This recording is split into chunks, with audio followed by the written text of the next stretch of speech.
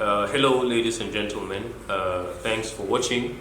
And I would just want to call our attention to a video that has been going viral, a video or two that have been going viral of Sheikh Muhammed Ibn Uthman, who has been going around mosque, he has been going around Muslim gatherings, calling on them to support the Muslim ticket, which is not a crime. But the reasons he has advanced so far for that ticket is that it is an opportunity to crush the Christians, it's an opportunity to stamp out the Christian in the political arena in the country.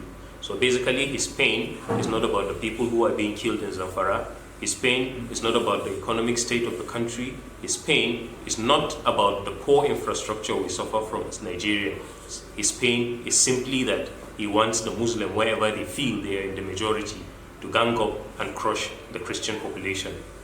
Unfortunately, he has picked another dangerous example of Kaduna State, where the governor has run on a ticket of Muslim, even though it is a state that almost equal population of Christians and Muslims and all kinds of tribal. That is one of the most cosmopolitan states in the northern part of the country. He succeeded in doing the Muslim ticket, not necessarily because he was elected, but because he brought in a woman so that certain people who do not understand the dynamics of the state will think he was doing it to support, the freedom of expression of women. But actually he used that as a cover to pursue his religious agenda. That is the example they are bringing. And if you do not know Kaduna, Kaduna is the state where it has become the capital of terrorist operations, where terrorists have shot down the fighter jet, where terrorists have attacked the Nigerian Defense Academy, killed military officers and took some of them hostages. It is Kaduna State, the home state of Sheikh Mahmoud Gumi, who is presently calling on Muslims, his followers, and people who think like him, not to vote anybody who will fight terrorism, but to vote somebody who will call them and ask them what they want and do it to them so that we live in peace. In other words, peace in Nigeria is under the condition that the terrorist is allowed to do his bidding. Kaduna State is the state where a Christian monarch was assassinated, and in return, the state governor converted that monarchy into an emirate and imposed an emir, although it's a predominantly Christian-dominated area. Kaduna State is the state where people are kidnapped at ransom. Kaduna State is the state where the governor will go to the presidency and claim that he follows the conversation of this terrorist, he knows where they are, and yet he cannot arrest them because he doesn't have the power to do so. Yet, in less than an hour, 300 Shiites will be slaughtered in Zaria simply because of their procession. Kaduna State is the state where all of these evils thrive. And this Sheikh, Muhammed Ibn Othman, is going around using El-Rufai as an inspiration.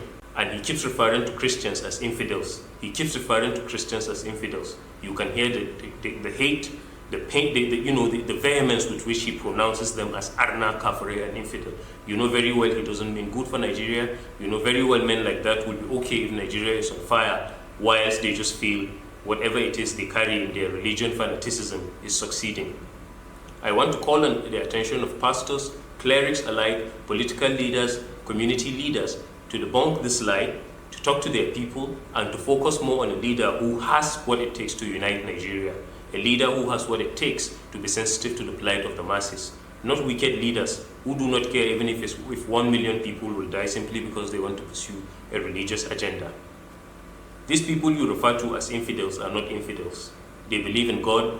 The God they believe in is called Yahweh, whom you do not know, the God of Abraham, the God of Isaac, the God of Jacob, the God of the kings, the God of judges, the God of the New Testament, the God that raised Christ from the dead, the God that exalted the name Yeshua above every other name in heaven and on earth.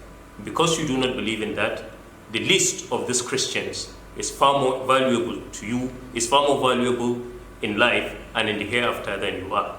The least of anybody practicing Judaism is far better than you are. So you do not know their God, and on that premise, you do not even know God.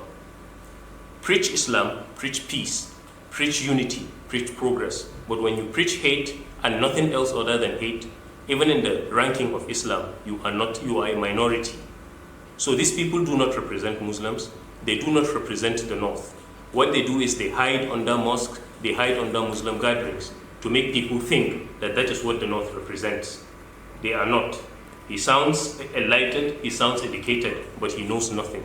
So don't listen to them. And this message is also for those from the southern extraction.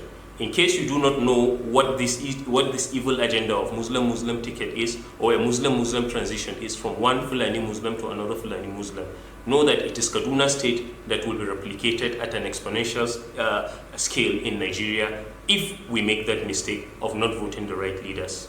I won't say much. I have an article I've written, and I will share the link with people, and I hope you would read it objectively, and I hope you would share it. I hope you will, it's open for criticism, but read it and be enlightened and be guided as you cast your votes in 2023. God be with you, God bless Nigeria, and let's stay united. Thank you so much.